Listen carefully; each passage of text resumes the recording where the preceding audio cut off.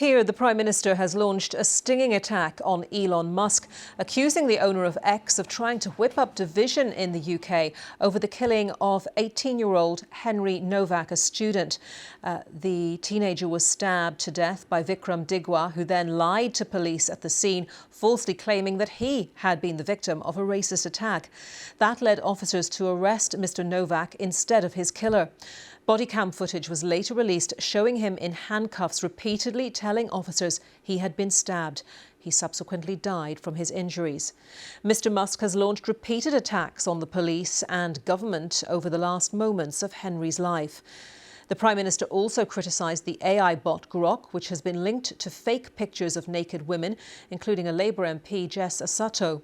On Tuesday, there were violent protests in Southampton over the police handling of the murder of Henry Nowak, in which 11 officers were injured. Here's some of what the Prime Minister had to say. Jess Asato is absolutely right in the action that she is taking.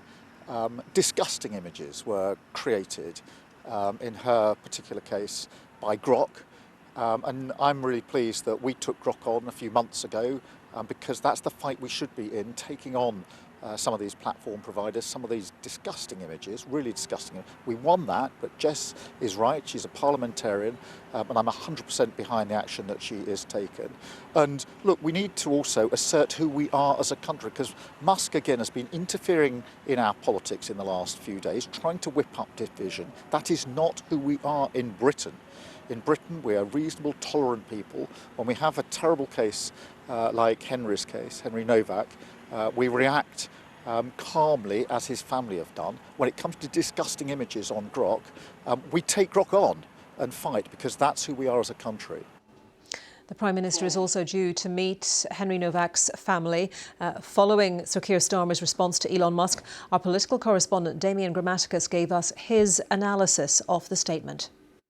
Keir Starmer, they're laying out the position that he has taken in the last day or so, which is to call to say that the police's actions in this case do need to be looked at, and the questions of whether the allegations of racism made by the murderer towards Henry Nowak affected the police's decision making in that situation.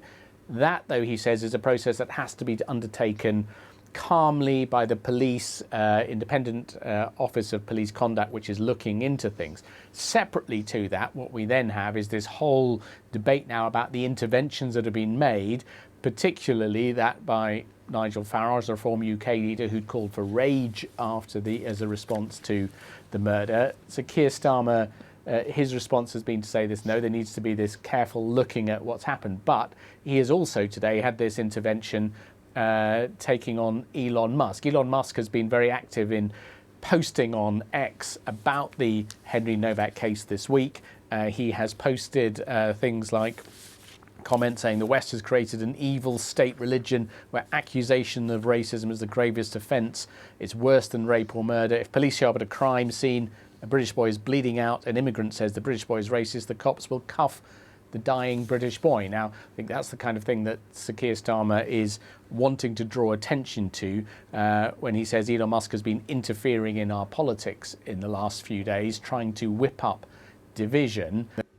His point, he doesn't want to see division. Conservative leader Kemi Badenoch, she has tweeted that, or posted on X after her meeting with the family. She said she met them and she said that they took the decision to release their footage because they wanted to prompt a debate. They want to rebuild trust in the police, which has been broken because of what's happened. I agree with them on that.